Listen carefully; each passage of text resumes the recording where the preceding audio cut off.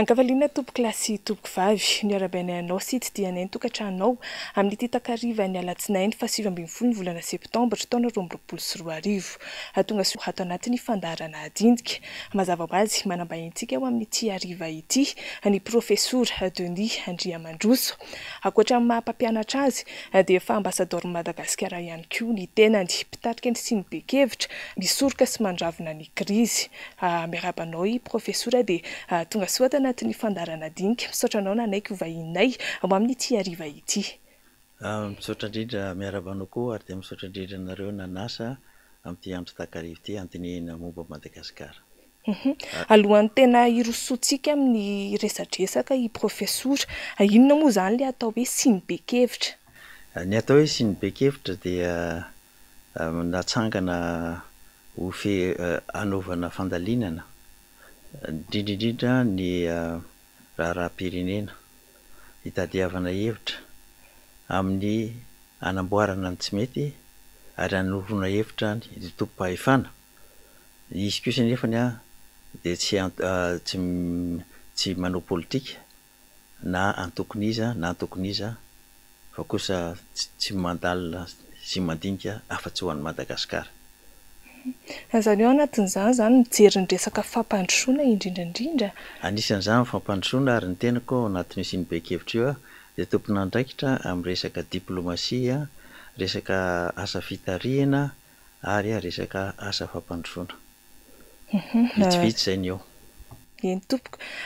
mazava angamba izay ho amin'ity androany ity moa izany tsika profesora dia resaka indrindra ary resaka manokana ny olana ara-tsosialy mponina izay tena mampangirofiry ny vahoaka malagasy amin'izao fotoana izao. Ny anomboantsika azy angamba ny resaka jiro sy ny rano vao ny 520 isan-jaton'ny mponina manerana ny nosy no misitraka herinaratra avy amin'ny jirama kanefa izao ny zava-misy izany hoe fa miaina anaty delestage mihamafy sy mihasarotra tanteraka.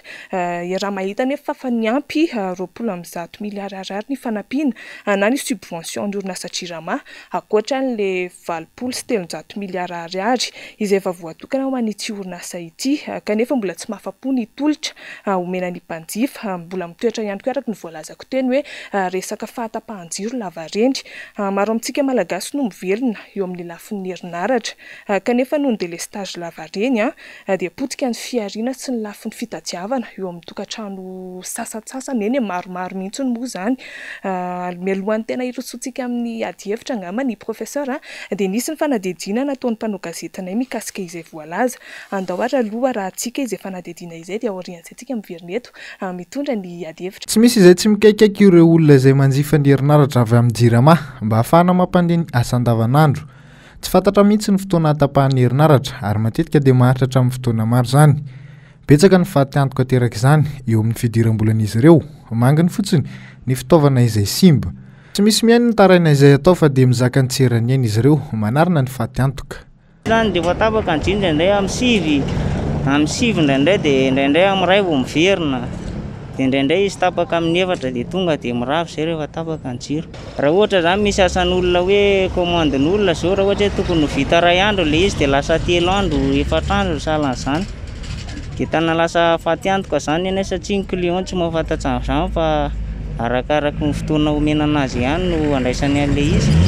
Izay izany tsy afaka mampiakatra prix mihitsy satria raha mampiakatra prix izay dia lasa tsy tonga intsony ny client satria tsy maintsy hoe arakarak'izay raha ohatra izany ianao par exemple ohatra hoe manao varavarankely ianao ohatra hoe 1,200,000 dia tsy afaka ianao izany hanao fois 2 an'izay izany izay satria lasa tsy tamana ny client fa prix foana izany anay. Faty antoka teraka izay izany satria ny mbola misy koa izany mpiasa dia karaha mampiasa nefa tsy maintsy aloha dia ny jiro tsy maintsy aloha izany dia ny eny amin'ny kankelery koa mbola ampolisiny izay tsy maintsy hoe alohanao izany dia mifaty antoka izany hatreto misy foana amin'ilay fatapahan'ilay jiro. Niakatra kely aloha ny anay izany ny facture par rapport an'ilay teo aloha. Enjana tena inona moa mampalahelo satria tena inona moa izay mbola fandrarana madinika nefa tena inona tsy fantatra izany le tete andro omeny jirama dia tena mandeha anjambany hoe tapaka ny jiro dia eo aloha dia mijanona daholo ny komandin'olona rehetrarehetra. Misy nefa hitanao ny client tsy micomprendre an'izany izy fa ny anazy hoe ino fotoana ny mena dia tsy maintsy dia eo ianao dia misy miasalina ny tena inona dia nefany a misy matetika amin'ny alina ny tapaka le jiro tsy hitanao mihitsy zany andraisana an'le izy dia en plus n'izay nefany a mijiro amaty tsy miova tsy milatsaka mihitsy le inona le facture fa dia miany nefa ny jiro maintsy misy fotoana izay tena tapakatra 3 millions ny perte ho an'ny Eskimo glace dia nefa ny inona moa tena client-nay a fahatany Majungary, Toliary, Port Berger, Vatomandry, Moramanga ny akaiky dia ny entana nefany a tsy azo hoe vao vita tonga dia inona moa alefa fa tsy maintsy inona moa izy dia tsy maintsy tehirizina dia eo amin'ilay mitahiry mihitsy ianao no tapaka ny jiro tonga dia ny ray congélateur tonga dia hatramin'ny fitaovana tsy tenenina intsony ny fitaovana tena misy simba tena inona moa tsy hitanao efa mezaka ihany ianao mitady hoe solution zany hoe mba tsy hananina an'le hoe rehefa mandeha le coupure tapika iny fa tsy misy tena tonga dia mipoaka mihitsy ny congélateur hirana tena sahirana misy fotoana tena tsy tafavoaka zay fandrarana madinika ohatr'izao a nefa na dia zany ary dia tsy maintsy miankin-doha amin'ny banky ianao mindrana vola amin'ny banky tsy maintsy aloha ny facture ny jirama tapahany jironao mbola mitombo indray zany ny problème anao raha ohatra ka hoe ina moa tsy voaloha efa kivy tena efa maro izay nandehananay tena nakao amin'ny jirama zay fa tena ina moa tsy izay tenako izay hoe tsy miaina tena efa impiry izay tena mba nangataka sosokefitra mba jireo le mpandraraha madinika satria somary malahelo azy zay hoe raha ohatra ka mpandraraha lehibe hoe mba karana ohatr'izany mino aho fa mety mba miendro zareo tena mino mihitsy aho fa tokony mba jerena ihany le ina izy raha mpanao asa tanana madinika malagasy ny mpandraraha madinika ihany ene no ina moa mety mba hoe hifanasoa amin'ny mpiarabelona rehefa ina misy ty any ariana any raha ohatra ka mba hoe voakarakara sy ohatr'izany fa tsy misy miaino zay no tena azo tenena hoe tena tsisy miaino mihitsy fa raha miankoatrany hoe fanaovana gâteau Eskimo sy ny glace ny sisa nareo hoe zany mety manana asa hafa sa hoe dia tena hoe io ihany hatreto aloha dia io tena io ny nananay mamelona ankizy inona moa fito mianadazy misy ny livreur misy ny manao ny asa atao trano fa tena io dia tena io dia rehefa vo dia miara vo tena miteny any ankizy mihitsy hoe miara votsika dia tena hatramin'ny karamany ankizy any indraindray tena sarosarotra satria inona ny asany ankizy hitady vola izy izay le asany dia anao tsy maintsy micomprendre hoe inona misy ty hoe omena ny karamany ankizy le anarany madamo madame Fenitra Ranaivo sotra betsaka tena ny vahaolana tsy misy fa mbola anaty fandaliana lalàna ny fitondram-panjakana amin'izao fotoana izao ny amin'ny programa nasa entina narenina ny firenena izay ity tsy mbola hita tsy taratra hatramin'izao ino moa zany profesora ny fanadidina mikasika an'izay fijalian'ny vahoaka malagasy zay eo amin'ny resaka herinaratra fotsiny raha ho an'ny Sinobe-kevitra manokana inona moa zany ny fampandrosoana inona ny fampandrosoana efa mety ny Sinobe-kevitra ho an'ny Madagasikara sy ho an'ny malagasy misaotra anao nametraka amin'ny fanontaniana ny Sinobe-kevitra angamba aloha dia tsara hazavaina ny atao hoe Sinobe-kevitra Sinobe-kevitra zany a dia mitahiry hevitra ary mikaroka hevitra zany mijery hoe inona tsy mety a inona ny azo arenina inona ny fanasarana azo entina tamin'ny taona 12 sy 14 izy io no foronina ary niaraka tamin'ny mpikaroka tao Oxford Center for Development Research ary ny tenako zany anisany nanangana an'izy io taorinany sahotaka tamin'ny 7 sy 14 ny tena nananganana an'io hoe tsy rariny loatra raha tsika vatosoan'ny Oceana Indiana tamin'ny taona 1700 ary naondrana taty daholy ohatra ny marary ny fandidina zany ny fitsaboana tena avo lenta naondrana taty daholy na Van Maurice na Viaza amin'izao indray tsika manondrana ny kafa ohatra ny tena mampalahelo mihitsy hoe ahoana no tena latsaka ambany tahaka an'izany tsika Madagasikara dia tonieritreritra ny tena fa hoe nahazo zavatsoa avy amin'ny firenena dia eo amin'ny fomba tsika moa ateroka alao mba valibabena zany ho an'ny firenena nananganana ny Sinobe-kevitra ity hikaroana ny hoe inona ny tena fanontaniana mipetraka maninona tsika ny tsy tafavoaka na hoe inona ny tena olana mianjady amintsika maninona tsy hitantsika ny vahaolana dia injavatra teny ifatony zany a dia ny voalohany hoe ny mponiny eto Madagasikara aloha hatramin'izao dia malagasy fa maninona ny malagasy no lasa trapahoriana ohatran'izao fa maninona ny malagasy izay mivelona amin'ny arena fantatra mihitsy ny arena Madagasikara zany na amin'ny ara-olona na eo amin'ny ara-pahendrena na eo amin'ny arena kibon-tany nefa dia tritra tratrahoriana fa anisan'ny fahadimy eo amin'izany atao hoe mahantra indrindra eran-tany zany dia izay zany nikesaka satria mba hoe valibabe ny nahita fianarana ny avaram-pianarana nahazo ravina varatra dia nangana ny tia sy ny bekevitra tia sy mbola averiko indray fa tsy momba ny atsy na ny roa fa kosa miezaka mitady izay hevitra tsara indrindra ampandrosoana ny Madagasikara ary ampiadana amin'ny malagasy tsy mora nefa izany satria ny eto Madagasikara ohatra ny mangetaeta ambony lakantsika satria betsaka ny arena tsy ny ampikibon-tany ihany fa ny olombelona ihany koa betsaka mihitsy manam-pahaizana eto betsaka nahita fianarana betsaka ihany koa manana anjara biriky azo entina nefa dia tsy ampiasaina nazara fa ampiasaina atao isan'olona fotsiny raha ny hevitrareo inona no mahatonga an'izay hoe tsy ampiasaina na hoe zara fa ampiasaina fotsiny ny fanaovana politika eto zany tokony iarahana midinika satria ny politika raha raisina amin'ny loha faka grika dia natao andamina ny fiainan'ny tanàna ary rehefa hitarina anamboarana ny fiainan'ny firenena mba hazo tombony daoliny tsirairay avy ao nafitra miankina amin'ny lalàna ka ihany amin'izay zavatra izay zany le angambany any amin'ny fiheverantsika na fanaovantsika politika misy tokony ho heverina satria ny vokany zao 12 taona tsika zao niverina fahaleovan-tena ary lazaiko anao fa tsy sika rery no mikikika sy faly sy ny doboka faliana niverina ny fahaleovan-tena fa ireo rehetrarehetra nahafahana koa tamin'ny taona 1970 dia nilaza hoe tonga amin'izay tsika samytsika amin'izay nitantana ny firenena dia faly zany hoe tsika amin'izay zany ny tena halala ny lahara-pahamehana ary aleofa ampisehontsika ny tena mahafahaizantsika ireo zavatra ireo tena mahagaga nefa fa noho ntsika no nitondra ny fahefana dia lasa tompony mangatakatonytsika ary misy mihitsy ary ny gazety sasany milaza hoe laha ny andro mangataka isika dia izay no mampatonga ny ilaina ny sinibekevitra satria ny sinibekevitra tsy baikony izaniza afa-tsy ny fitiavan-tanindrazana hoe mba misy anjara biriky tokony hoentiny izay nahasota amin'ity firenena ity hozaraina amin'ny andihy taranaka rehetra izay hitondra n'ity tany sy ny firenena ity raha-pitso fa tsy mety raha izao no mbola mitohy mbola zao vo nitohizantsika mandritra ny 80 taona efa andihy taranaka telo zao no azo ataontsika hoe natao sorona mba tsy rano sy iziny kosany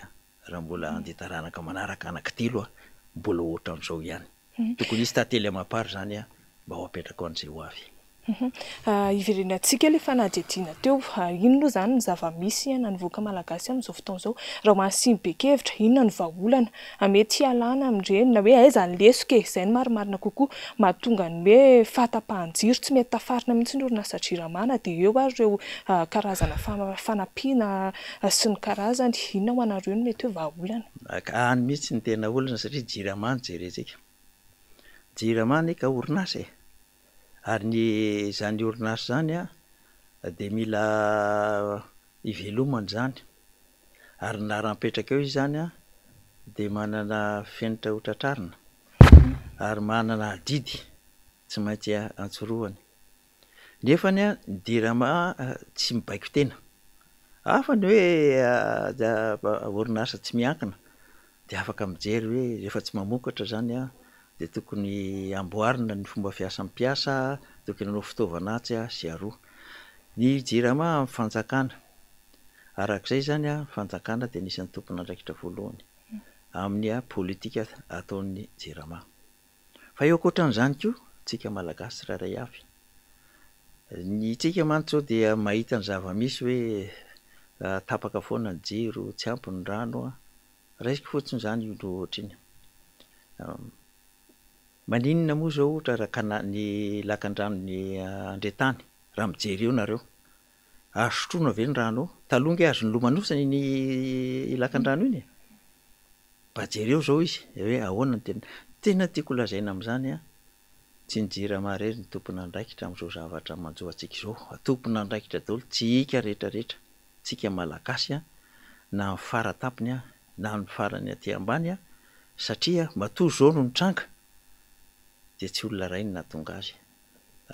Na rafitra anankiray fa tsika rehetrarehetra no nahatonga an'izao. Ny tadavintsika zany ny sarahana tamin'ny mpanjanantany teo aloha tamin'ny 2017. Niazakazahantsika niala tamin'ny vola nahazatra antsika tamin'ny izay mbola kely iny ka zany ariary zato zany hoe aza manao ariary zato ampandrina nisy dikany anie zany dia anisan'ny zavatra anankiray koa zany hoe tsisy vidiny intsony ny vola atsika ka nahatonga atsika rehetrarehetra zao marina fa ny Jirama no tsy maintsy azafady indrindra raha miteny tsotra hoe voadaroka fa zavatra hoe tsika ny namafy ary zay mamafy anie mitsinjy vokatry ny nafafitsika izao nitomboka tamin'ny 2017. Ka eo ny tiako lazaina hoe nisy ny benkevitra dia mieritreritra mihitsy fa tsika malagasy zany tsy mandeha ny tena amin'ny zavatra ataontsika fa mora amintsika mametsy ny hafa. Tsy mahary volontsika dia metsy atsika tsiny fampindram-bola. Tsy mandeha ny rehetrarehetra dia metsika tsiny ny fifidianana. Marina aloha fa misy olona ny fifidianana aloha mbola zavatra hafa fa tsy resahantsika androany. Afaka mba zavain'ny professeur tsotsotra vele hoe sika malagasy no ihany mahatonga an'izao fahoriana izao. Izany hoe tsy tompona andraikitra zato isan-jato izao no manao ny orinasa Jirama mikasika an'ireny hoe fahatapahana sy délestage lavareny ireny. Fa tsika malagasy satria tsika no mifidy. Tsika mifidy ny fitondrana. Ary tsika no nanova ny fitondrana. Nanova tsika zany efa farafakely ny intelo dia tamin'ny 2007 tamin'ny 2009 ary tamin'ny 2010 tsy resahako akory ary ny 2010 tsika nga nisy olona natsoantsika hanova fahefana tsika ihany nanao azy noho izany tsika tompona andraikitra zay mamafy mijinja dia tokony mba handinika zany tsika hoe fa ahoana na nahatonga an'izao. Hitanao tadiavintsika raha ohatra zao ndraisina fotsiny taorianany 2017 ny atao hoe fivoarana sosialista. Tenako moa anisan'ny tao ministère en plan tamin'izany. Dia eo raisiny fanjakana 570 isan-jato ny fiarikarena amin'ny taona 2000. Dia ndraisiny fanjakana daholo na ny banky na ny assurance sy ny rehetrarehetra ndraisitsika tanana daholo. Ka ny olana dia eo mihitsy raisitsika tanana. Raha ohatra zao oharintsika amin'ny tanin'ny voazanaky ny anglisy be da be mihitsy iny zany voazanaky ny anglisy tafavoaka. Eo zany mipetraka ny fanontaniana hoe sao dia eo amin'le asa politika fanaovana politika mihitsy no nisy zavatra nandringa. Dia raisiko ohatra vao ny zanatany anglisy dia izy tsy nitantanana mivantana ny fanaovana azy hoe indirect rule azafady raha mampiasa teny vazaha dia nizariny nitondra ny zanatany fa tsika kosa ny zanatany vazaha dia zatra ny tantanana foana. Dia io zany mety any angamba mety olana zatra ny tantanana foana dia tsy ampy le fahamatorana eo amintsika mifampitondra. Jereo tsara fa amin'izao fotoana zao dia misy hoe resaka hoe fikonan-doha-pirenena. Raha ny tena marina tena malagasy zany satria ao anatin'ny fahendrena malagasy ny hoe ny anankiray mifanaja,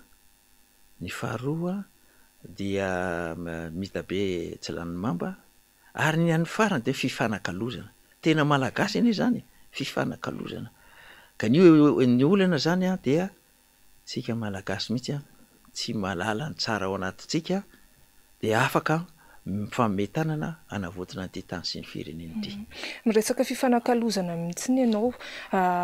misy le hevitra izay tarihan'ny mpanohitra foana, isisihan'ny mpanohitra tsindrin'ny mpanohitra foana hoe ilaina fikaonan-doham-pirenena. Resaka fifanakalozana ialana amin'ny olana ara-politika iainana amin'izao fotoana izao, hamahana ny krizy rehetra rehetra. Ho anareo ve zany tena ilaina ve zany le fikaonan-doham-pirenena hitondra vahaolana ho an'ny firenena mazava ho azy ho an'ny vahoaka malagasy? Raha tena malagasy tsika dia ilaina ary tsy ranana rehefa nanandrana io tamin'ny taona 2017 raha tsy diso nanandrana izy namory ny herivelona rehetra teto Madagasikara hoe andeotsika hiara-mitantana. Izy moa tena olana tamin'iny moa mbola niankina be tamin'ny la Frantsa isika, fa tamin'izay izy de tena niaiky mihitsy hoe tsy te hiaraka ny malagasy fanometanana fa dia ohatrany tamin'izany de efa nilaza izy fa ronjato izy nisany antoko politika eto ary tsy mety mihavana. Nefa zany indrisy ny fototry ny fahendrena malagasy hoe fihavanana. Ka raha mitady fihavanana tsika zay no nisany tena mba eritreretina eo amin'ny Sinbekefitra de tokony alala miaraka ary manao pierala mianala. Ny fitondrana ankehitriny anefa mitsipaka ny resaka fikaonan-doham-pirenena io. Ahoana indray ny fomba fijerin'ny Sinbekefitra izany hoe tsy manaiky an'le fikaonan-doham-pirenena izy ireo, kanefa raha tena misy fitiavana tanindrazana tsy tokony hoe zay ve no hirosoana ny fikaonan-doham-pirenena mahana ny olana misy eto amin'ny tany sy ny firenena. Raha malagasy eo no ohatra ny iverenao kely mahatsiaro tena ve tsika fa malagasy. Hitanao tena zavatra mahavariana raha mifanerasera ny fitondrana n'izy ny fandimby teo de amin'ny teny vazaha. Teny vazaha. Raha manao izy tetim-pivoarana nisy ihany niezaka teto asehoko anao rehefa avy eo de amin'ny teny vazaha. Ary ny tena zavatra mahagaga azy hoe olon'ny fihavanana amin'ny malagasy de vazaha maintsy fotsindray nampihavana azy tamin'ny 2004 ny voan'le torolalana iny amin'ny teny tsy fantatra. Firy amintsika mahay teny anglisy nefa iny torolalana iny zay tsy tsika ny tompony kevitra tamin'iny indray nampihavana antsika. Ka eo mihitsy zany ny olona hoe tokony andiny teny tsika malagasy, tena te hihavana ve tsika, tena te hihavana ary te hifanometanana mihitsy ve tsika hanavitra an'ity tany sy ny firenena ity. Mbola lazaiko indray zany fa ny firaisan-kina anisan'ny tena fahendrena malagasy zany ao anatin'ny fihavanana. Voalohany fifanajana, faharoa firaisan-kina. Ka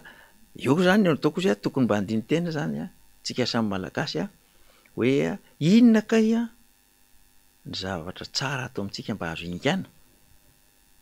ary inona ny ratsy azo amboarina na azo ahitsy mba hahatonga an'ity firenena ity tsy hijaly ohatran'izao tsony. Ka raha miresaka jirama sy jiro sy ny karazany ianao zany zavatra fitrangan zavatra fotsiny zany vokatry ny nafafy ny nahatonga an'io. Hitanao raha ohatra ianao resaka jiro sy rano dia tsika mila hazavana satria ny fiainan'ny olombelona de mifandimby ny hazavana sy maizina. Raha tsisy hazavana tsika tsy malala misy maizina, raha tsisy maizina tsy malala hazavana. Fiainan'ny olombelona de zay zavatra anankiroa ohatran'izay miakatra midina ao anatin'ny olombelona zany tantela mambahona ny fiainanao sy tsika. Ary rehefa mijery an'izay tsika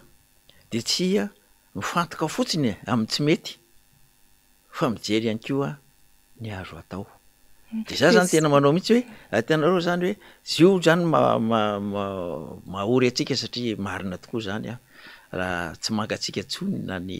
yaourt na ninona de efa mba makiparary kibo. Marina zany fa tokony jery lavitra tsika. Ary zay ny malagasy zany ny hoe raha misy zavatra hoe solavo ay mamindra zany ingy fomba fitentsika malagasy zany solavo ay mamindra ary mifaharoa manarakaraka an'izay itsika malagasy zany tokony iverina maha malagasy itsika iverenantsika ary ny le adihevitra teo hoe hoany sy ny bekevitra zany inona ny vahaolana ozy izy ianao hoe ny malagasy ihany na tonga n'izao zava-misy zao inona ary ny vahaolana entiny sy ny bekevitra ialana amin'ny mety hoe fahoriana iainana eo amin'ny resaka jiro sy rano zany ankehitriny voalohany aloha zany de malalitsika fa ny fiainana de tsy tongatonga ho azy io foana lazaiko rehefa ana hoe na isika mivoaka ho kibony retsika aza nge de tena miady miady vo velona ary rehefa velona dia miady velona aharitra ary aharitra mba aompy satria ny zavatra tsy tena fomba fitentsika malagasy de hoe ho tsara fiavara ady zany eo zany tsy ampianarina miady sika miady ho an'ny fiainana fa tsy hoe miadyady tsika rehetra miady tsy zany mihitsy ny tiako lazaina tsy ampianarina hiady tsika samitsika fa kosa hiady amin'ny fiainana satria ny fiainana tsy tongatonga ho azy ary tsy adala mihitsy ny taolo ny laza hoe aza tanora raha tsy fiary so antitra vo ratsy loatra ny olana zany zao tena zao dia ohatra ny angambany jeriny tsy ny bekevitra azy ohatra ny hoe zarina zarain-javatra zarina tolorana ny malagasy de manadiny ny fiariana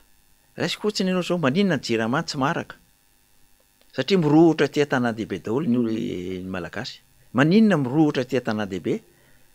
satria tsy velona any ambanivohitra tsony izy ary tsy velona any ambanivohitra satria tsy amin'ny fitaovana ny any ary ny tena zava-dehibe tena loza de zao miresaka hoe reny teo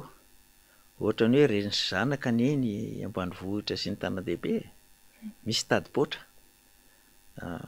zany hoe ny any ambanivohitra mamokatra ny aty tanàn-dehibe manodina sy manjifa ka rehefa tsy mamokatra raha ny tsisy mamokatra ary dia inona zavatra mitranga tsy mafy tsony ny fiariana tsy mafy ny fiarikarena de na ny vola atsika aza de mirefirefo inona ny olana am'izao fotoana zao satria sa manambanivohitra tsony ny olona lalana raha teo tsy misy nefa lazaiko anareo fa raha ohatra hoe tadipotra zany misy zavatra mikoriana zany ao amin'ny zanaka sy ny reny dia lasa mpivarotra daholy na mpitatitra daholy ny mpitarika sarety nge ka tsy nisy tam'izay mbola kely tsy nisy fa am'izao fotaona zao lasa ny olombelona indray noa mpitarika sarety tsy hitatsony zay naleny sovaly tsy hitatsony zay naleny omby ary nisy ampondra ary teto taloha tsy hitako zay naleny ampondra lasa ny olombelona sisa manao an'izany dikan'izay zany de efa manavitraina fotsiny sisany ataotsika hoe satria hoe aleo maty rapitso to zay matandroany dia eo amin'io zany ny tokony amboarina kely satria mila mijery lavitra tsika ary ezaka iarahany zany fa raha ohatra hoe jirama fotsiny no andrasanareo tsy ho tafavoaka eo fa zavatra miaraka ao daholo ny daholo be mitomboka any amin'ny fitondrana ka hatramite amin'ny valala tsy mandady ho avina samy tompona andraikitra daholo hitanareo zao ohatra hoe ny fako misy eny ambony tomobile de mandary fako aty ivelany faharoan'izay tena zava-doza de zao nisy loahitra be masoandro hitanareo misy iny tamin'ny fefoloha iny da an'le makany Fenorivo zany na makaty ty amin'ny iny ty eto makany Tosy de misy koa vy am'le lalana vaovao iny de misy mangalatra azonao am'izany fahatsiarovatena azy tiako lazaina hoe tokony atsiaro teny tsika fa tsy miaina androany ihany ny tokony atao fa ny rapitso koa de tsinjo zany ny taranaka manjavy. Zany hoe ratiniana zany de hoe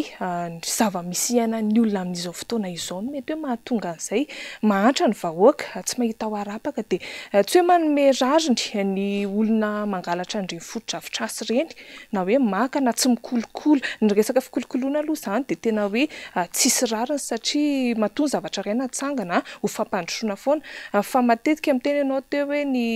ireny plaque mandeha amin'ny herinaratra ireny very misy mangalatra tsy resaka tsy any amin'ny fitondrana ve ny tena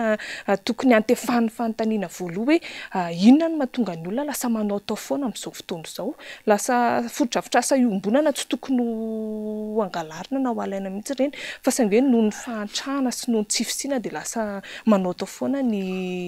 vahoaka ny olona inona indray ny hevitrareo mahakasika izay tsisy atao fitaratra tsony atsika moa dia manana ny atao hoe ray aman-dreny atsika ny ray aman-dreny antsika malagasy dia zavatra olona natao ananatra natao hiaro natao hitsinjo natao an'oro-lalana dia ohatra ny tsy misy an'izany tsony zao zay manam-pahefana dia mitondra tomobile tena mandany lasantsy be mihitsy ary tena hoe gaga mihitsy tany mahantra nefa zay manam-pahefana rehetra dia mijoalajoala amin'ny tomobile tena mandany feno fandaniana dia zay no mahatonga ny olona angambany rehetreritra hoe ny jiro ara mahazo ny hafa izy no fahefana zay ve tsy mba haka koa lasa mivadika mihitsy no fomba fisainana ary hitanao tsara fa tokony oetrrehetra ny fitondrana io resaka jiro ny stady Mahamasina zao mandany jiro be mihitsy nefa ny daholo be tsy manana jiro zany tena mampivadika ny lohan'ny olona mihitsy hoe ahoana ny zavatra tsy mahavelona ny mahazo ny tena filana fototra fa ahoana izay olombelona no mivelona amin'ny labozia sy amin'ny soloka ary zany koa hoe mahapotika ny hazo zany koa mahapotika ny hazo satria tsy manana n'le olona tsy amena n'le fitaovana ilain'ny olona dia lasa maka zay azo ny sarangotana resaka rano sy jiro mantsy tamin'ny taona planina voalohany sehoko anao ty 720 sy 720 dia efa nresahany zany rano sy jiro zany tamin'ity tetim-pivoarany ty voalohana verenany ataontsika hoe mahamalagasy atsika dia efa nresahany zany tetim-pivoarana voalohany dia mbola nresahany zany hoe afarafaratsiny 30 isan-jato ny tokantrano malagasy mahazo rano sy jiro ary ny tena nizahana azy hoe 10 isan-jato rehefa tonga ny taona 2000 tsy nisy anefa zany hitanao am'zany zany tsika zany miemotra ovona zaiko anao teo fa hoe tsika ho avatsoany Oceana Indiana taloha ary makaty amintsika daholo ny olona fa zao kosa zay tsoahany eto ny ataon'ny malagasy nefa ny olona mirohotra aty satria be ny arena azy rofony eto na volamena na safira na inona dia lasa tsika indray ny tompony mangatakatiny dia tiako lazaina amin'izany zany tsy tokony indra-kevitra avy any ivelany foana ny fitondrana ary zay ny sesy rehetrarehetra teto de tromboka tamin'ny 720 ka hatramin'izao dia mbola tsy nisy naka-hevitra fototra avy amin'ny malagasy ny malagasy fa niindrana avy any akafa daholo na ny dadabe tsiranana na ny fitondrana amin'izao fotoana izao dia eo ny olana zany tsy mifankahazo mihitsy ny vahoaka sy ny fitondrana satria ny fitenin'ny fitondrana tsy azo ny vahoaka ny daholo be ary ny faharoa manakaraka an'izay dia tsy azo ataontsika hoe raha ohatra hoe tokony amporosihina hiary dia tsy ao koa le fitaovana anaovana zany rehetra zany mahatonga ny olona ozy hoe mirohotra te-tanàna be dia lasa mpivarotra sy mpitatitra daholo eo zany tokony hojerena ny fanaovana ny politika ny fiariana politika tsotra fotsiny aloha hoe inona mara ny tena tediavintsika malagasy ary izy ny tiantsika avitra nyty tany sy fireneny ity isika ve 20 isan-jato de 20 isan-jato no avy any velany sa mbola itoy ihany zao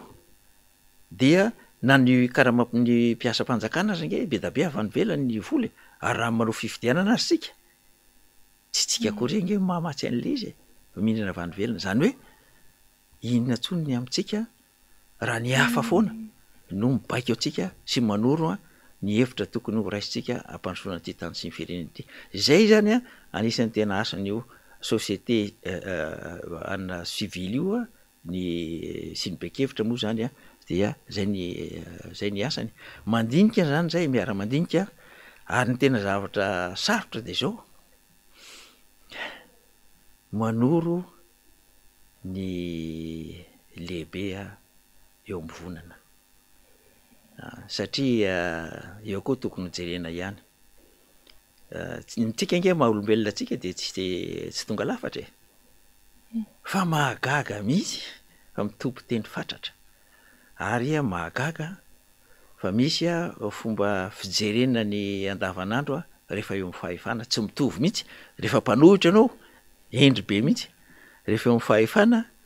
de mahavarina mihitsy misy zavatra tena tsy heverina mihitsy ohatra resaka fampiasana ny lalam-panorenana rehefa eo anao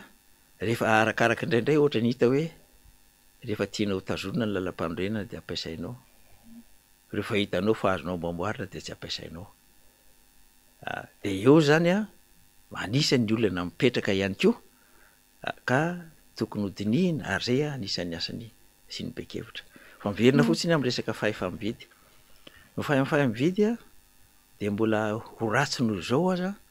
raha tsy miova ny politika fiarina eto satria ohatra ny voafiany fanjakana fohiboedolo ny zavatra etra dia lasa tsy hita tsony no zavatra mitranga fantatrareo moa zavatra mitranga tany nanina tany teto Madagasikara ny zavatra mampalahelo be da be teto na farafaratsy mivitsivitsy dia ohatrany hoe tany lavitra andrina io zany fiteny tsy zany namorona an'izay ohatrany hoe tany lavitra andrina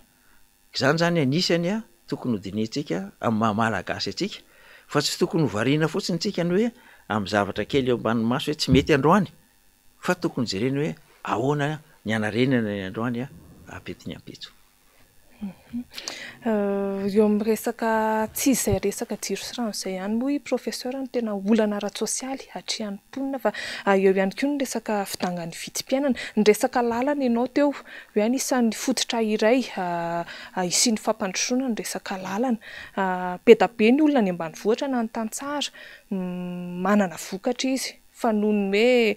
eo ny faratsin-dalana misy ihany koa noho ny fidangan'ny vidim-piainana miakatra daholo ny saran-dalana mitondra an'ireny entana ireny ary de lasa miena ihany koa ny vola miditra na tokantrano any miena ny mpanjifa nisy moa ny fanadihadiana kasika an'izay resaka vidim-piainana izay mialohan'ny tena hirosoana amin'ny adevitra indray nefa de andao aloha raha antsika ny fanadihadiana nataon'ny mpanao gazetinay tamin'ity androany ity. Tsy misy fitsara ny fiakaran'ny vidim-piainana na eo amin'ny kojakoja ilaina andavanandro na eo amin'ny legioma sy ny voankazo.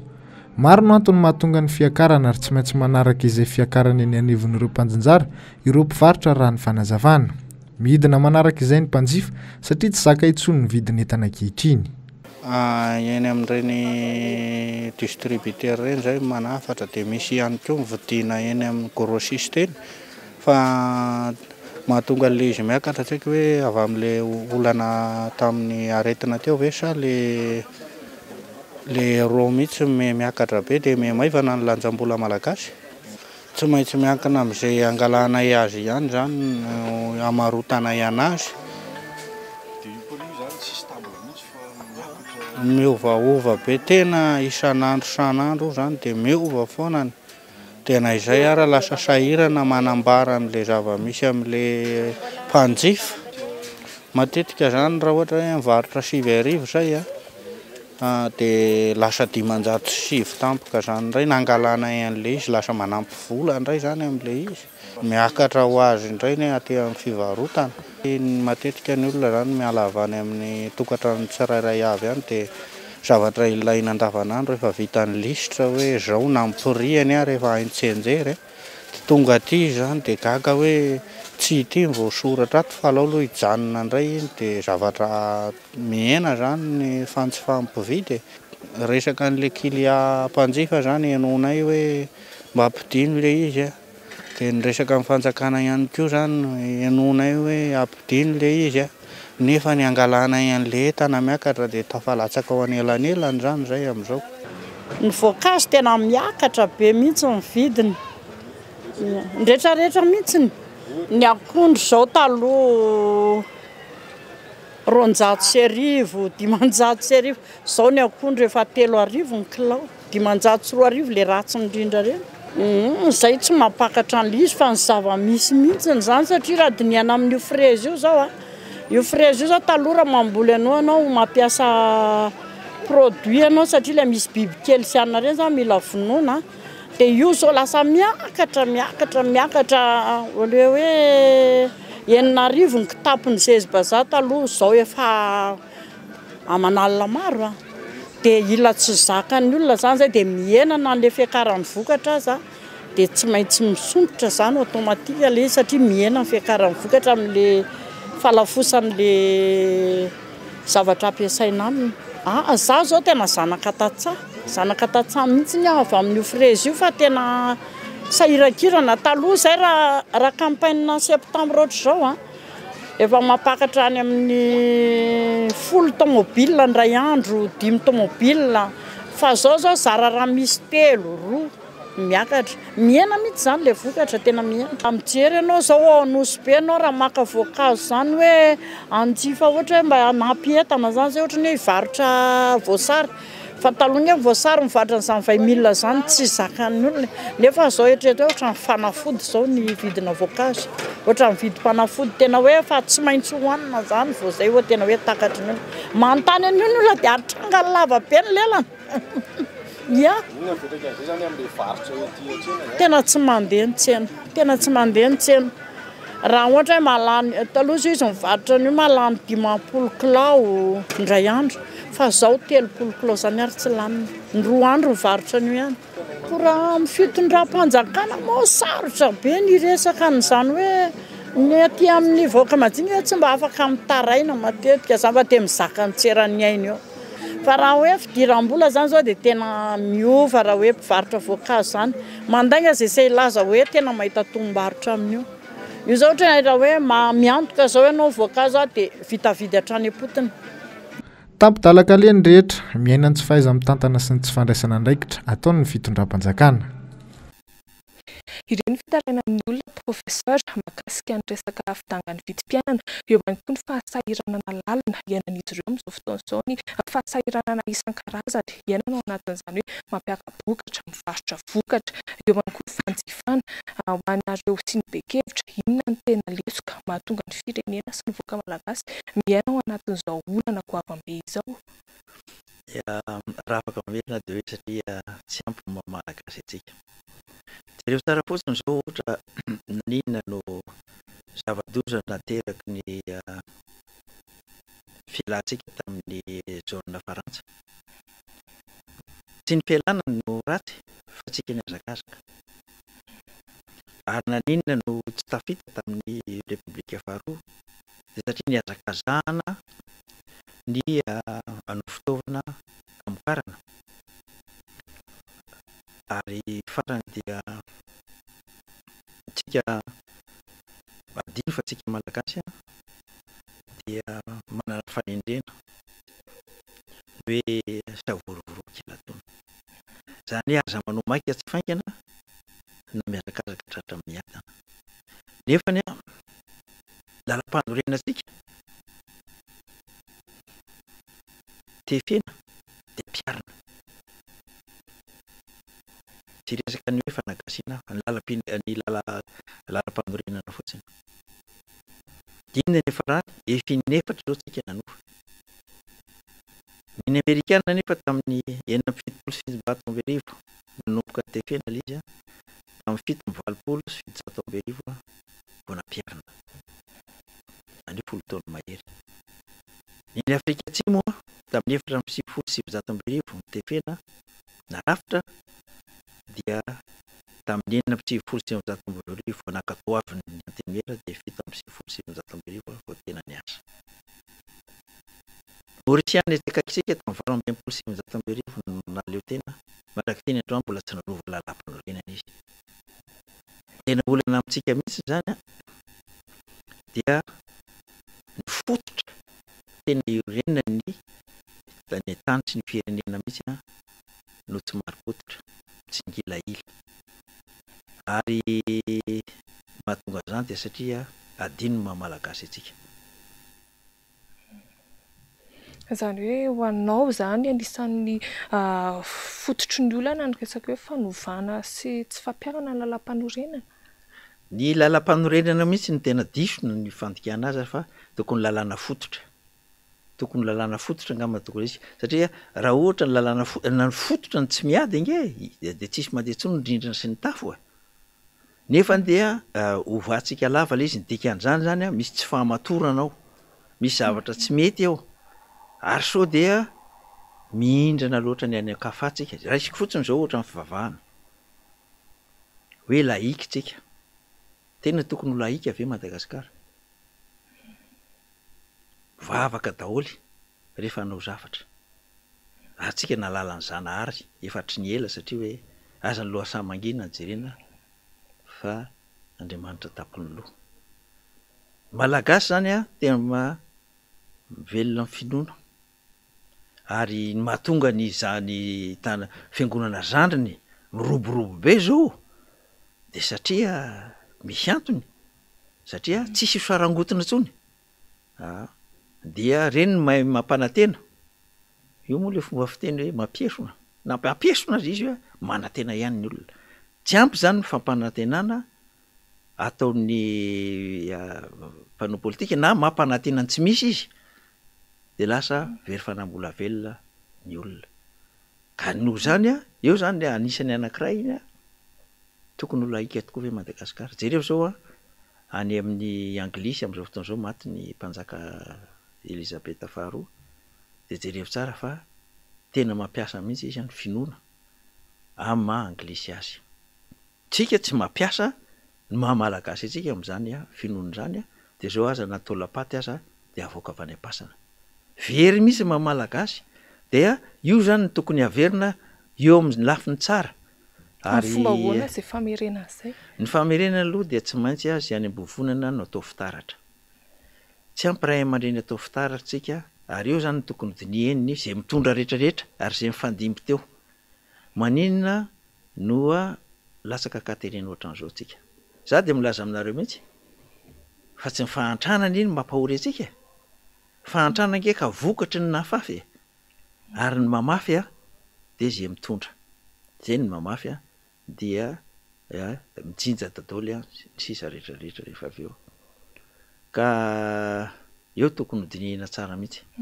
Ao anareo Sinobekevitra mbola azo heverina ve? Mbola azo antenaina ve hoe ho tafarinao anatin'izao krizy lalina izao ny fireneny Madagasikara raha sao zava-misy ankehitriny izao ny jerena? Raha miverina maizy atsika. Jereo fotsiny zao ohatra raha any amin'ilay tany mahazatra atsika. Tsika koa moa ohatra mpikambana ao amin'le teny amin'io tany io. Dia ny azy kultura ny fifandirana ny azy. Zay mahazatra azy. Na tsy misy lalàna voaka koa ary dia efa midina dalabe. Ny mpifanolobodorindrina aminy eo kaiky eo izay ataontsika hoe rainy boty ny filaza azy izy nefa kultura ny fifanakalozana indray ny azy, fifandinihana. Zany hoe sao dia nandovy tsika zavatra tsy mifanahaka amin'ny maha-malagasy atsika ka tokony hovainy zany. Ino izay hoe sao dia nandovy, ino izay hoe zavatra nilovaina tsy mifanaraka amin'ny maha-malagasy izay? Ka ny tenin'le tany anankiray izay foana ny ampiasaintsika sy ny fombany. Eo amin'ny lafiny rehetrarehetra zany. Ary misy ara sekoly mihitsy zao amin'izao fotoana zao dia mirehare mihitsy izay dia mampiasa teny vazaha. Zany ny rehariana. Zany hoe tsy matikambo amin'ny maha-malagasy tsika ary tsy mahatsiaro tena kory fa misy tsika ka samy ady amin'ny maizy atsika amin'ny mahamalagasy atsika. Inona ro anareo ny vahaolana mety hoe tafavoan'ny Madagasikara aleo tenan'ny Madagasikara raha ny marimarina kokoa tsy ankin-doha amin'ny any ivelantsony? Tsy ankin-doha, tsy mety aloha miankin-doha fa mifandray tena zava-dehibe. Fa ny zavatra voalohany indrindra aloha dia mifandaminana ny fiainam-pirenena eo amin'ny lafiny politika aloha. Misy tokony hojenena zany ny fanaovana politika eto amin'ny tany sy ny firenena, satria tamin'ny andro Tsiranana zany dia efa 200 ozy ny antoko politika, amin'izao fotoan'izao izy angamba 300 na tsy fantatro nitondra makaisa, ohatran'ny hoe be tsy androfana. Ny lafiny faharoa eo amin'ny fiariana, tsy mety misy ny fahitanay azy ny ohatran'ny hoe misy mofo mamy zaraina 13 moa ny isan'ny farim-panjakana zao, dia zaraina 13 le mofo mamy. Tena tsy mety zany satria tsy manaraka ny lalàna ny natiora zany. Eo amin'ny natiora zany dia misy osaosa ary misy matanjaka. Dia raha ohatra tsika miala ny alakely hiakatra ny Andohalo mino fa le osaosa tsy araka an'le matanjaka. Na sakafo ilain'izy ireo ary tsy mitovy. Noho izany zany tokony hisy fomba fandrindrana ny politika ny fiariana, ary fiariana tsy atao fotsiny kajikajy hoe moramora izy io, aritmetika moa filaza azy fa tokony mifanahaka amin'ny herin'ny tsirairay avy. Dia hisy farim-panjakana manampy ary misy kosa farim-panjakana ampiana. Misy fomba fanaovana zany eo amin'ny lafiny teoria sy ny teknika. Ary raha manao an'izay dia misy tokoa zany ny atao hoe fahefana ifampizarana. Eo misy olana kely eo amin'le fahefana ifampizarana, misy lafiny politika izy fa misy lafiny ara-bola koa. Dia eo amin'le resaka zany na fampiasana ny vola aza mila mbola dinihina akaiky ihany koa, fa ny zarana mitovy tsy hampandroso ny tany sy ny firenena mihitsy. Tiako iverenana kely professeur le fanadihadiana teo, tsy voasamba ny vahoaka malagasy ny mponina ny taraina resaka hoe fidanga vidim-piainana, fahasarotana iainana ankehitriny, tsy fisiana asa ao daholo rehefa olana ara-tsosialy. Ho anareo inona no mahatonga ny mpitondra manao be marenina tsy mihaino ve izy sa tena hoe tsy mihaino tsotr'izao ny mikasika an'ireny hoe fahoriana sy fitarainana iainan'ny malagasy ireny? Raha tsoriko hoe izy tsy arany, satria tombo be loatra ny isan'ny olona mirongatra an-tanan-dehibe. Ary za milaza aminareo fa dia miderana zay be ny tanàna temborirosaka eto Antananarivo na Toamasina na Manjanga tahaka an'izany, satria mirohotra daholo avy any ambanivohitra dia rohitra lasa mpivarotra sy mpitatitra. Zany hoe ny famokarana zany tsy misy tsony ary ny mivelona tsy misy firenena velona mivarotra fotsiny, tsy maintsy misy fiarikarena ataon'ny firenena tsirairay avy. Arak'izay zany dia tokony averina ny tady-poitra mampitohy ny ambanivohitra sy ny tanan-dehibe, mba ahafahana ny any ambanivohitra zany mijanona any, mba tsy rohotra ty ambony vohitra daholo izy dia ho lasa tsy velona tsony. Ka izay nge le lazaiko anareo ny lôjika ny olombelona, lôjika voalohany te ho velona, izy moa tsy te ho velona, ary te ho velona fa tsy ho faty androany. Raha misy hevitra dia raha pitso na raha afaka pitso. Dia izay zany mahatonga ny olona zany manavotraina, ary ny fanjakana tsy aharaka an'io mihitsy raha vao tsy miova famindra amin'ilay ataoko hoe famerenana ny tady-poitra, ny ambanivohitra sy ny tanan-dehibe. Nisy politika foana hatramin'izay hoe atao lahara-pahamehana ny ambanivohitra. Ny ambanivohitra nge tsy mandeha ho azy fotsiny amin'izao tsy mandeha rery, fa raha mamokatra izy dia tsy maintsy avoaka ny vokatra satria iny mitondra vola makany aminy. Dia eo zany misy zavatra tokony ho dinihina akaiky zany ny fomba hitondrana ny tany sy ny firenena eo amin'ny ara-politika ary indrindra eo amin'ny resaka fiariana. Dia azo mbola hidirantsika lalina zay raha tianao. Ianao zao anatin'le sokajy hoe avaram-pianarana mangina ianao tsy de tsy andrenesam-peo mihitsiny kanefa ny sinibe-kevitra miopana ihany koa amin'ny resaka hoe fampandrosoana inona indray no azonao ambara mikasika izany? Manana hevitra mihitsy zay ary efa teo akaiky fahefana fa mahagaga fa zay eo amin'ny fitondrana tsy mety mihino fa misy ilana azy le hevitra entinay fa aleonao mihaino feon-dakolosy mahafinaritra azy zay nge ny olombelona konga ohatra ohatran'izay tsy tia tsikera lava ny olombelona fa tia safosafoana tia azonao dia le hevitra mitombona entina dia zay manana fahefana tsy voatery mandray azy. Inafy zao afaka mitanisa ve ianao hoe inafy le hevitra nentinareo nefa niny mpitondra tsy noenoina ary tsy nirarahiana izy ireo? Raisiko fotsiny le lalam-panorenana lazaiko anao tao sy ny aloha angamba ny hoe fandrisako ny lalam-panorenana fa le fanagasiana. Le fanagasiana iny zany dia tamin'ny fotoan'androny dia mba nilaza ny zay mbola tanora kely tamin'izany hoe ny fanagasiana ngeka fandikana amin'ny teny malagasy ny voasoratry ny hafa amin'ny teny vahiny de tsy mety zany satria araka ny filazan'ny Gandhi hoe ny teny ampiasaina dia taratry ny fomba fisaina fa tokony atao hoe fampiasana teny malagasy zay ny tokony ho izy satria amin'izay zany tena fomba fieritreretantsika mihitsy no anatin'le teny. Lafa ny faharoa manakaraka an'izay dia raha te ho malagasy sika dia tsy mahaimaika aho manao zavatra tsy masaka ary iny fanagasiana iny dia anisan'izany de faharoa koa tena ko manao izany tompona andraikitra momba ny sosialy rehetrarehetra zay no resaka sosialy no misy zavatra azo lazaina ao anatin'izany fanabeazana sy ny fahasalamana. De nisy le lalàna 7 aotra 7 tamin'ny volana jolay 7 zay nadidiana hoe isaky ny fokontany de isy sekoly ambaratonga fototra de misy any koa fitsaboana fototra etsetraetsetra de zany laza tamin'izany hoe sao de mbo tsy mety zany fa tokony arakaraky ny abetsahan'ny olona ao toerana afaka mamelona ny sekoly tsy na afaka mamelona n'le fitsaboana fototra no anaganana le rafitra nefa moa ny tena tompo-kevitra fa tsy tompon'ny fahefana ary eo foana ny olana eo ny olana tsy ny avaram-pianarana tsy misy eto tsy ny hoe manan-kevitra tsy misy eto fa eo ny tena elanelana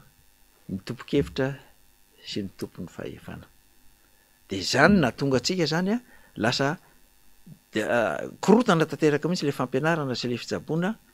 tamin'ny zay mbola kely nge zany hoe commune rurale école communale rurale zany tena mazana mihitsy ary nofoanina mpampianatra dia zao satria lasa be de be loatra ny olona tonga ty ambonivohitra de na ny université Njerimanontolo na ny sekoly dia tsy ny fanjakana indray ny tena betsaka fa ny tsy miankina de lasa zany anisan'ny tsy mampandeha satria tompona andraikitra voalohany amin'ny fampianarana sy ny fitsaboana ny fanjakana fa tsy ny tsy miankina de lasa zany zao tsika lasa ohatrany tsy mandeha amin'izay laoniny zao satria mpampianatra aza moa ny sasany dia misy an'le atao hoe le fram tsy niomana ny ampianatra dia zany rehetrarehetra zany tokony arenina tokony alamina zany le fandaminana zany ny tena ilaina ary raha mbola zao no mitohy fanjakana tsy aharaka mihitsy ny fampianarana ty ambonivohitra satria tombo aingana loatra ny ponina noho zany veriko tsara zany hoe raha afaka miteny ohatran'izany azafady indrindra fa ny lamosiny tanàna tokony karakarana amin'ny teny vazaha hoe interland ny atoko ny tanàna koa tokony karakaraina amin'ny teny vazaha izy hoe périphérie de ny kibony tanàna raha voko loatra de mipoka nefa rany satria mbirohitra tia tia foan'ny tanàna daholo ny olona rehetrarehetra. Eo zany a le atao le fokoriana ny olona fiazakazahanany olona mandao any ambanivohitra miakatra te tanàn-dehibe a ny fanafody voalohany ka na inona nataony jirama tsy arany a le fitombon'ny mponina azonao ka nefa le mponina ao koa raha saina mandovola tsy manana fahefa mividy de lasa miodikodina eo zany tsika lasa miodikodina eo zany a fantatra ny alaolana fa tsisy mivahaolana de mivahaolana zany tsotra alamina ny fiarekarena mba ho any amin'ny toerana tokony amokarany ny olona fa tsy tokony irenireny na ivezivezy hiakatra tanàn-dehibe de lasa isan'olona fotsiny lasa tsy manan-kialofana lasa mpitarika sarety lasa mpivarotra. Eo amin'ny resaka fandaminana fiarikarena zay professeur matetika eto andrenivohitra eto an-tanàn-dehibe no misy ohatra hoe zavatra atao ananganana foto-drafitr'asa misy ny zavatra rehetrarehetra de zay mahatonga ny olona mety hoe lasa miakatra eto mamonjy eto inona no mety hoe vahaolana ho anareo tokony ho ataon'ny fitondram-panjakana ahafahana hoe mandanja ve sa hoe mampifandanja ny resaka fiarekarena mba ho tanteraka tokoa zay le teneninao zay hoe alamina le izy de tsy miakatra eto daholo ny olona rehetrarehetra. Ny tanàn-dehibe zany lasa andrembe azonao manitona ny rehetrarehetra satria nda raha mitantara ny firenena rehetrarehetra ny tanàna lehibe dia misitona ny mponina any amin'ny tanàna kely satria hita eto daholo ny rehetrarehetra de lasa andrembe zany eto de noho zany tokony mba ho andremby koa ny any amin'ny sisiny fa farafaratsy andremby kely mba tazona misy teoria momba an'izany misy za moa tsy de teny vazaha loatra fa théorie de place centrale ny anton'izany de hoe arakaraky ny zavatra hita ao amin'ny toerana anankiray malasa andremby be azy na andremby kely azy de tsika zao misy ndrehetrarehetra Tanarivo tsisy eto Tanarivo de tsisy any Akafatsony de lasa mirohitra eto daholo ny olona arak'izay zany de tokony amboarina ny fiarekarena manaraka ny ambaratonga mpanjakana mba hoe ny ambaratonga ambany mba azo ny anjarany koa mba ahatana ny olona any amin'ny toerana ohatra zao resaka famokarana raha lazaiko anao teo fotsiny ohatra hoe mamokatra ny olona nefa tsisy lalana de hitanao zany tsy velona izy zay zany tokony amboarina faharoa makaraka an'izany eo amin'ny fahefana ny raha ohatra fihin'ny fohy be daholo ny fahefana rehetra fa tsy Madagasikara kely lehibe ary tsy mbola be mponina tsika zany raha tsy fiparitaka ny mponina eto fa tsy mbola mivangongo hoe tsy ho velon'ny Madagasikara tsony tsika ingena raha ataotsika za hoe valo amby roapolo tapitrisa raha tosika amin'izany mbola tsisy dikany anie mioratra amin'ny velaran-tany eto Madagasikara fa tsy mampety azy tsy miparitaka araka ny tokony ho izy satria tsy misy lamina eto amin'ny fanajariana ny tany raisy fotsiny bypass io bypass ingeo lasa ohatran'ny sotro rehefa avy eo zay efa manjoany namontana boulevard inona ntsony ma boulevard azy satria tsy misy lamina napetraka raha ny tenako moa zany nianatra momba an'izany ohatra taka ny bypass io zao tokony efa misy mihitsy fandaharana hoe trano taka an'izao ihany atao ary tsy mahazo anorenana ninninona raha tsy 100 metatra miala eo amin'ny arabe satria zay ny maha bypass azy azonao zany eto zany tsy misy fenitra tsy misy filamatra tsy misy fandaminana mazava de samy manao ny daniny kibony rehetrarehetra ka matetika olona atao hoe akaiky ny mpitondra olona manana fahefana matetika no mandika an'izay lalàna izay manao an'izay zavatra tsy mety izay sao de tokony hoe izy ireo ny tsara kitihana na tenenina angamba ny hoe anaraka ny lalàna napetraka na ny hoe manaja ny zavatra efa misy mba hialana amin'izay le resaka mety zay anao zay fa amin'izay fotoana zay verina amin'ny hoe fanjakana maty manota sika fanjakana maty manota dikan'izany zany a tsy mahazo manao zay tianao anao za vao nahita tamin'ny gazety hoe nisy olona tondra plaque rouge ony dia olona tsotra efa nahazo an'le toerana dia tonga de mibanana satria izy nitondra plaque rouge fanjakana maty manota dia tsaraina am'izay ataonao ianao ary io no malasa ny eritreritra ihany ndraindray amin'ny fampiasana voambolana malagasy zany velo rano zany nge ka tsy teniteneniny amin'ny fanjakana maty manota nge zany ka tena ratsy mihitsy raha ohatra anao tsy mahatana ny teninao hoe iriny ianao ho atelin'ny rano a na amenapoziny ianao lasa aingana any amin'ny varitsy mifody io koa zany fampiasana voambolana malagasy zany tokony ho tandremana tsara koa tsy tokony ho tenitenenina fotsiny ohatra zao nidresaka ianao chef d'état amin'ny teny vazaha de ataontsika hoe filoham-pirenena tsy mitovy an'izy zany ny fanjakana rafitra fa ny firenena olona de hitanao zany a nisy voambolana misy eto amintsika tokony dinihina akaiky satria tsy mifanahaka am'le hevitra tianampitaina filoham-pirenena tsy chef d'état mihitsy tsy mitovy mihitsy zany ary na resaka asika hoe président zany ike tsy nisy teto Madagasikara zany na fifidianana zany keo azy misy zany zavatra tokony amboarina ifanahaka amin'ny mamalagasy atsika fa tsy hoe adika fahatany fotsiny de tonga de ampiarina eto amintsika zay zany nitako hoe tena tsy ampy eto amintsika dia tsy mahatoky tena tsy fahatokisantena tsy mahatoky tsika tsy mahatoky atsika tika hoe mety havita azy inona no mety hoe mahatonga an'izay tsy fahatokisantena zay satria mivelona amin'ny hevitry ny hafa jereo fotsiny ho ny teny fanainga rehetra teto hatramin'ny enimpotona enimpolo ka mandrakitiny androany tsy mbola nisy teny fanainga mihitsy ny ainga amin'ny mahamalagasy atsika raha isy fotsiny zao ohatra hoe zay adala ny toandrainy ranja miakatra ny fiainana raha ny takany trompe nefa mahay mampiasa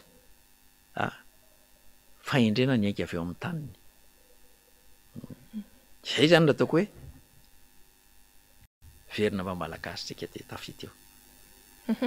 ararotina ihany fandalovanao eto i profesora ahoana ny fahitanao ny toetra raha-pirenena amin'izao fotoana izao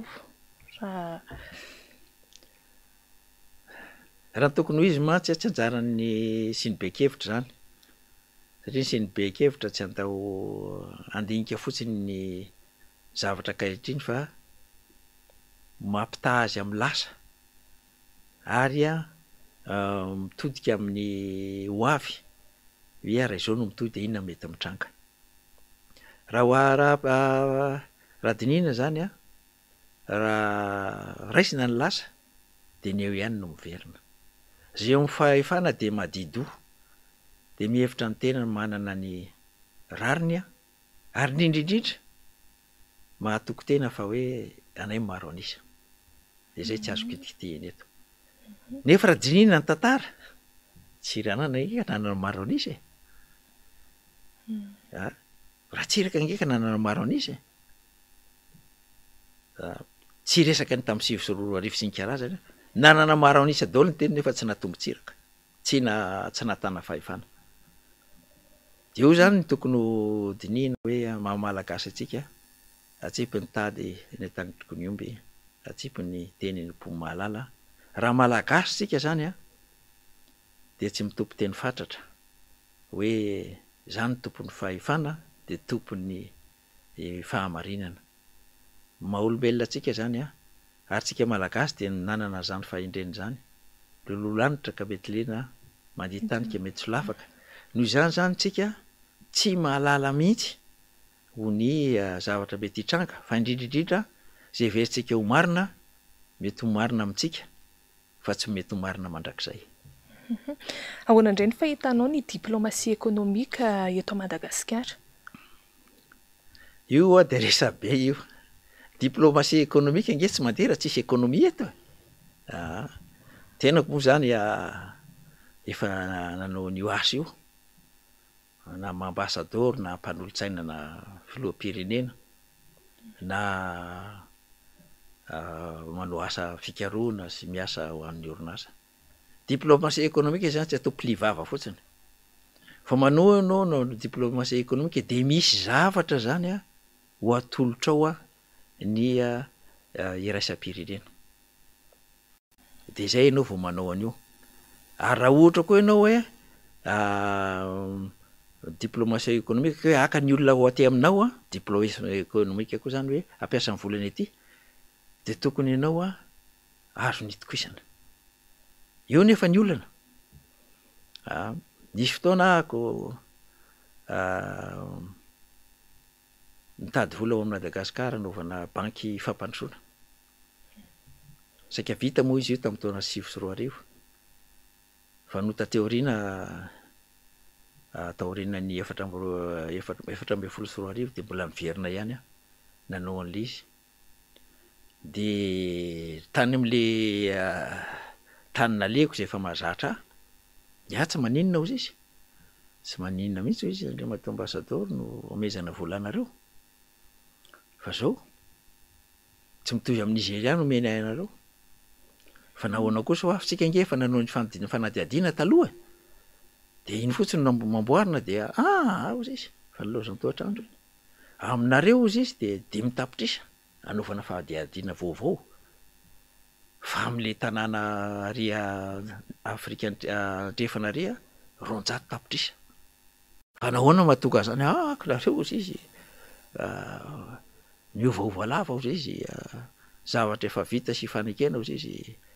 tsy tohizanareo tsy raisanareo de lasa mailo zahay de eo zany mahatonga an'le izy hoe lasa resa be fotsiny diplomatie économique raha tsy manana zavatra atao tolotra tsika ali tolotra mampidibola be atsika. Inona ohatra zavatra atao tolotra zay? Ny ohatra hoe manana tolotritsika zao ohatra tam'za ambassadeur de ny faninantsika tamin'ny Inde eo amin'ny resaka hoe fohy be fanaovana kajana centre de calcul de tena resitsika mihitsy ny tao fianaratsoa no anisana niady tam'izay resitsika mihitsy zareo saingitsika sady tsy mba teny afa-tsy teny frantsay no miovaova politika lava de zany nge mba tonga atsika hoe raha ny manam-pahaizana malagasy nge tena be de be mihitsy raha ny fahaizana tsy mena mita amin'ny hafitsika fa tsika nefa ny vitsy anisa no ny olona avy am'le nosy kely le vato karangana kely etsekaketsy amin'ny rafitra iraisam-pirenena vitsy kely mihitsy tsika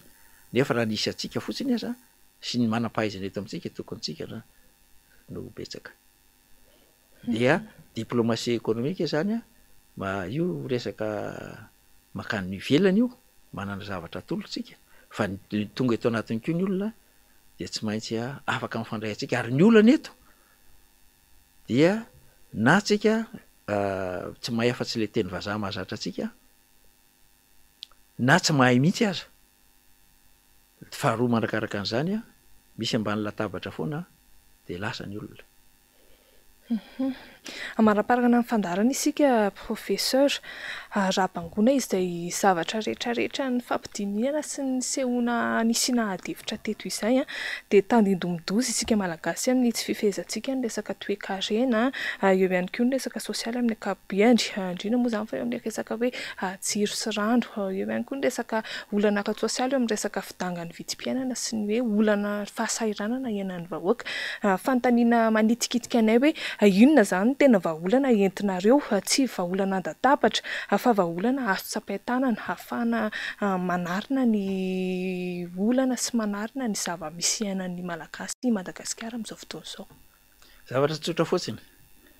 every fotsiny Ho Chi Minh raha niady tamin'ny Amerikana zareo fa ny Vietnamiana naresy ny vazaha de mbola naresy ny bekitana koa rehefa avy eo de zao fotsiny ny afany tamin'ny vahoakany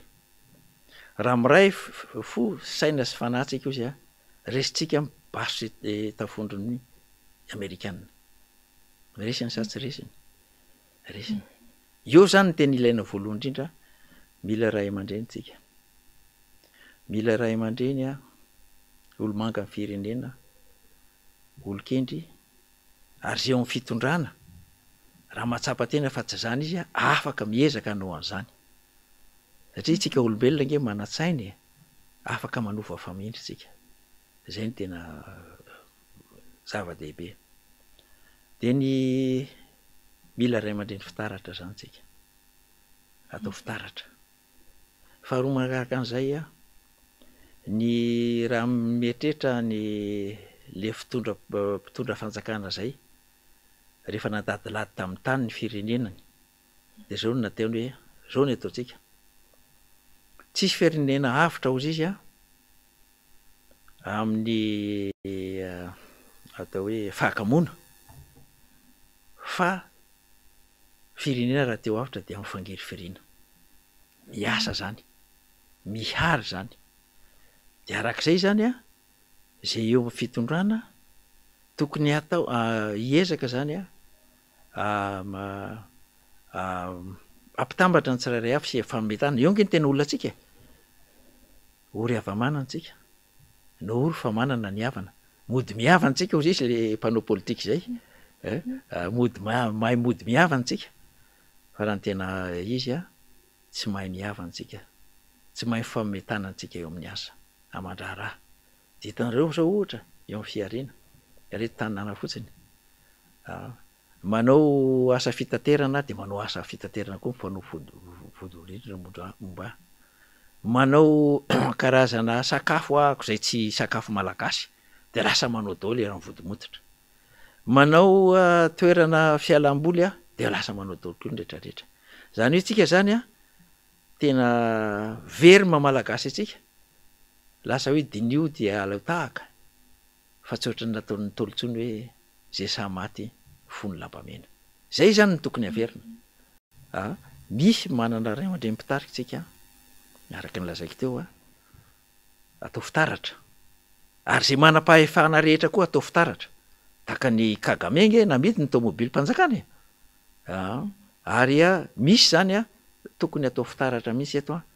fa raha tsy zany tsy mandeha am'izay loany ty tany sy fireneny de mahery fo ny olona rehetra manana mahery fo daholy tsika tsy manana mahery fo mba handranainy eto ary ny fahatelo farany tiako lazaina de zao ao anatin'ny fihavana malagasy hoe firaisan-kina nefitsika zany eo amin'ny fiarina tsy mirahina mihitsy samy mandeha samy mitady raha tsy resaka fotsiny atsy am'le fanaovana lanonana teo espace moa filaza azy espace récréatif raha reny nge ny tambatrambatra mety mahavita ozinina fanodinana fa tsy mahatoky tena de lasa manao mandeha samy mitady ary tsy mahatoky fa misy ny malagasy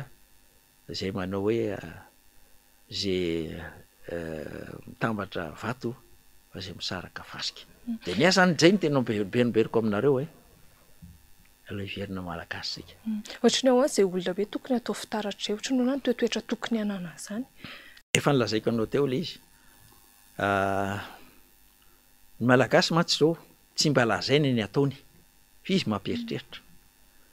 ohatra zao lay lazaiko anareo teo hoe maninona ny problema lasa olana ny rano de satria tsy mieritreritra sika zao ianao hoe aritran'lay alatsinanana ritrany izy zao satria tam'zany vitsy ny olona fa zao ny olona tsy manana ivelomana tsony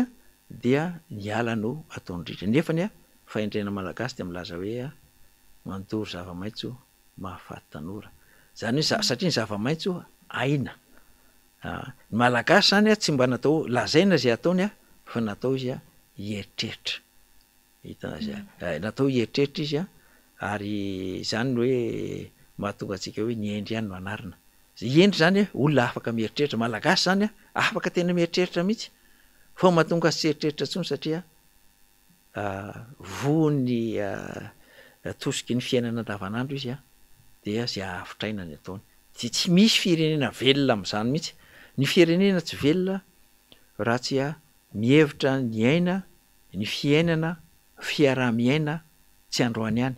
fa rapitso raha afaka pitso afaka ny afaka pitso de ny mahavita an'izay voalohany indrindra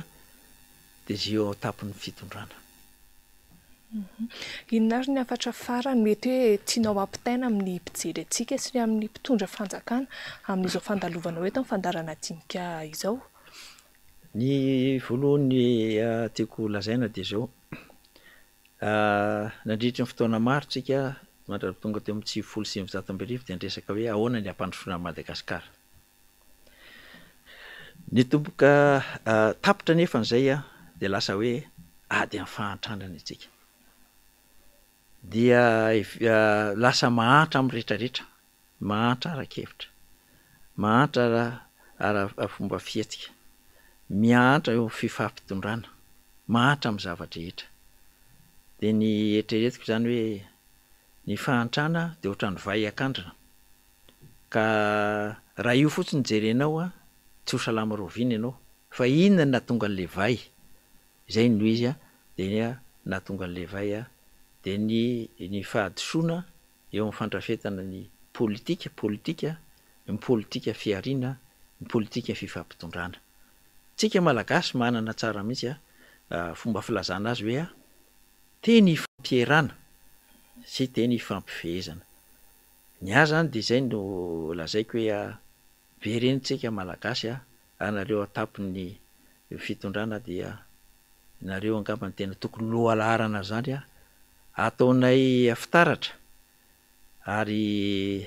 ny nahita fianarana moa dia tokony ho anatin'izany koa, tsy tokony ionona fotsiny amin'ny fahaizana teny hafa fa koa tokony afaka mampiasa ny teny pirenena. Raisiko amin'izany fotsiny hoe na ohatra aza hoe mifampiantso tsika amin'ny telefona dia amin'ny teny inona moa ny anaovanareo azy? Amin'ny teny frantsay le danemark, tsy zay? Fa maninona tsy atao amin'ny teny malagasy? Na alahatra roaroa azy hoe aotra 3, 4, 7 alahatra tsiroaroa. Ianao ve mahita ny sinoa dia hoe hiteny amin'ny teny anglisy izy satria sarotra ny teny sinoa? Tsika zany tokony hatsiaro tena, ary tokony hatsapatsena fa misy tsika ary matikambo amin'izany dia afaka mampiseho an'izany. Zany olona tsy nianatra teny malagasy, fomba mampiseho matikambo hoe misy ny malagasy dia miezaka ny teny malagasy ka izay ny zavatra hoe afatra ao izy ianao mandiny tentsika, hoe inona ny tsy mety ataotsika, ary raha fa mahatsapa an'izay tsika dia andao daholy ifametanana fa Madagasikara tsy ho avitra mihitsy raha tsy tsika no mihetsika, tsika no voalohany amin'ny andraikitra tokony atao. Eny ary angasitrana ianao professeur Denis Andriamandroso ny vahiny teto amin'ny fandarana dinika tamin'ity hariva ity. Isaorana ihany koa ianareo mpijery sy mpanaraka ny fahitalavitra sy ny onjam-peo any MBS ny ara-dalàna taminay tamin'ity anio ity, tamin'ity androany ity. Amin'ny heriny toy izao loha hevitra hafa vahiny hafa ihany koa no hiaraka amintsika amin'ny androany aloha zany dia mametraka ny veloma mandrapitafy indray. Misaotra indrindra i professeur no anaiky ny vahiny teto aminay teto. Misaotra indrindra ary zary tena misaotra anareo satria rehefa miresaka malagasy moa dia lasa ny fony ny teny. Zay no ohatra amin'io mba mahaolo ny fony tena fa dia misaotra anareo nandray ary nanasa teto, ary misaotra indrindra ihany koa ny mpijery sy ny mpiaino. Misaotra indrindra tompoko izay no hoe lana takatra hoy izy lana andro takatra. Misaotra tompoko. Veloma tompoko. Veloma tompoko.